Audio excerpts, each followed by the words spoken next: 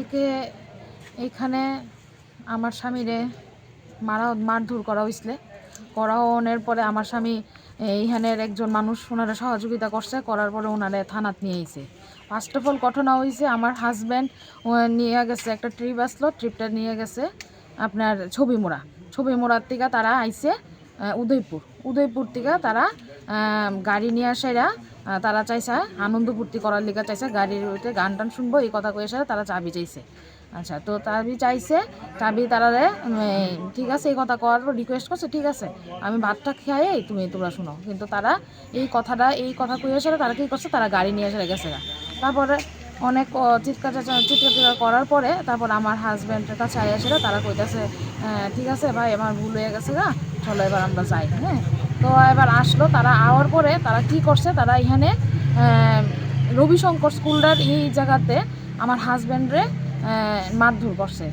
ওই টাইমটার মধ্যে আমি ফোন করছি, যখন তারা নামাই দিব ঠিক ওই মুমেন্টে আমি ফোন করে আমি জিজ্ঞেস করতেছি যে তুমি কই আসো। তো ও কইতাছে যে আমি এখন তারারে তো জাস্ট আইছি, তারা আমি এখন নামাই দিলে আমি ব্যাক করতেছি বাড়িতে। এই কথা কোয়ার সাথে সাথে ও লাইনও কাটতে পারছে না। হ্যাঁ, আর আমিও লাইনে আমি আসলাম, যেহেতু কাটছে না আমিও লাইনে আসলাম। হ্যাঁ, সঙ্গে সঙ্গে ওর আমি শুনতেছি হ্যাঁ যে ভাই কলার ছাড়ো কেলিগা আমার সঙ্গে এমন করতেছ নামাইছে এমনি। তখন আমার হাত ছাড়ো এরকমভাবে চিৎকার চেঁচামেচি হয়েছে। ওরে জানে মাইরালাম আজকাল তারে রাখতামই না। হ্যাঁ, আমরা ইয়ে করছে, আমরার কথা শুনছে না, জানেই মাইরালাম। 23,000 টাকা ছিল আমার ক্যাশ, 23,000 টাকা নিয়েছে। আমার গলাতে 1.5 ভরি ওজনে আমার স্বর্ণের চেন ছিল, হাতের 2টো স্বর্ণের আংটি ছিল, ওরা ছিনতাই করে আমাকে মেরে ধরে তারা পালিয়ে নিয়ে চলে গেছে।